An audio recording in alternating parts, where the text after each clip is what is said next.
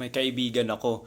I don't know kung agree ka rin sa sinabi niya. Kasi ang sabi niya sa akin, wag daw magsumikap ng husto since mamamatay lang din naman daw tayong mga tao. Sa isip ko may point din naman siya. Pero para saan pat na buhay siya? Tama, ikaw kapatid, ano ba opinion mo sa ganyan? No, kasi parang nafe-feel ko na excuses na lang 'yan ng mga taong tamad eh. Excuses na lang ng mga taong ayaw mag-achieve sa buhay. Kasi imaginein mo hindi pa naman siya patay. Pero bakit nasasabi niya na yung mga ganung bagay? 'Di ba? Ina-advance niya na yung kanyang katamaran. Parang ganun yung nangyayari. No? Na sinasabi niya na okay na lang siya na kung ano yung katayuan niya, ganun na lang siya. No, kasi wag daw magsumikap since ang prinsipyo niya mamamatay din lang.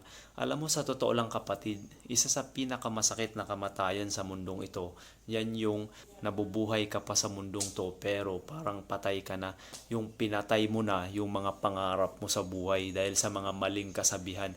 Imaginein mo, buhay ka pa, ang gusto mo, wag ka nang gumawa, no? Wag ka nang magsumikap kasi mamamatay rin lang.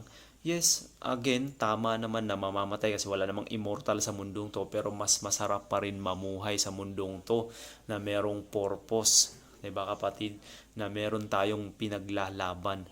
No, ano ba talaga yung real purpose natin sa mundong ito? 'Di ba? To serve God and to serve others. Yun naman yun eh kasi wala namang taong nabuhay para sa pansarili lamang. Siguro yung mga ganun tao, wala pa silang enough vision no na makita na one day magiging successful sila, one day makakatulong sila sa maraming tao. Kaya minsan maging aware po tayo sa mga ganong kakilala natin no, na imbis na i-push ka na mangarap, i-push ka na magsumikap, i-discourage ka nila para wala ka na rin gawin katulad nila at magsasama-sama kayo sa alam mo yon miserableng pamumuhay. 'Di ba? So magkaroon tayo ng purpose kapatid. Huwag po tayong maniniwala sa mga ganong prinsipyo at kasabihan.